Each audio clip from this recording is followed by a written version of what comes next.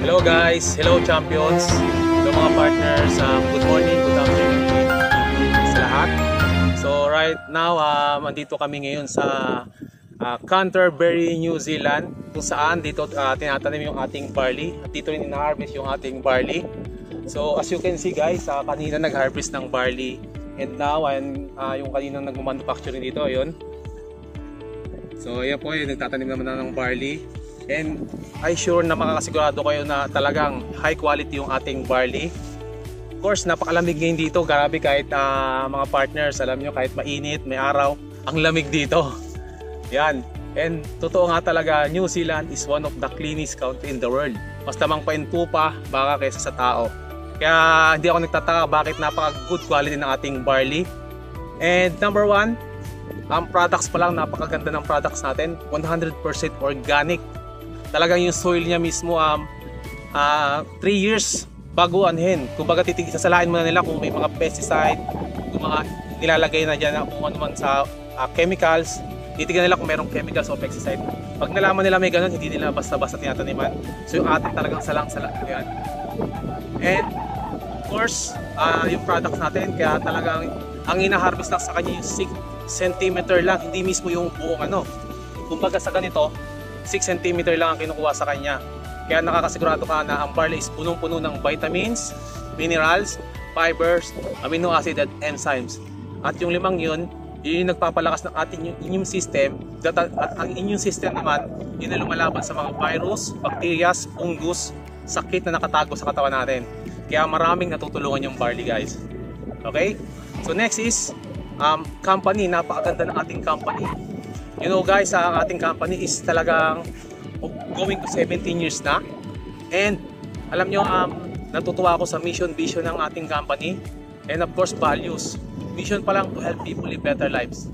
Wala na ako masabi. And of course, international tayo. Hindi lang tayo pang Philippines. Worldwide. Meron tayong branches international. Iba't ibang ano. Alright? And number 3, yung ating compensation plan. Napakadami na mga partners na kumita. Marami na kumita ng milyon. Meron tayong 10 ways to earn.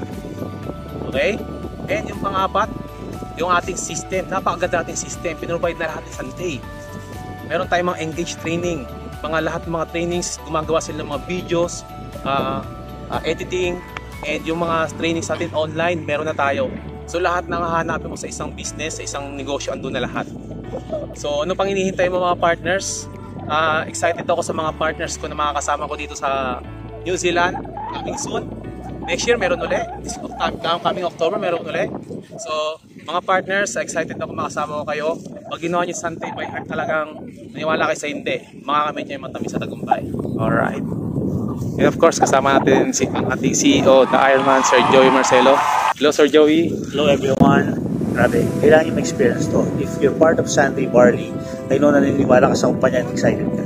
Pero iba yung mapuntahan mo yung New Zealand facility, ma-experience mo yung harvesting process, yung belief system mo mas tataas pa. Yes. Because you'll finally realize that what we're saying is not only true but authentic. From the planting, to the harvesting, to the processing, grabe, na-experience lahat ng mga partners natin. Yes. So, I encourage you to someday join us in New Zealand and try to really experience how we grow, how we plant, how we harvest, and how we produce our barley grass.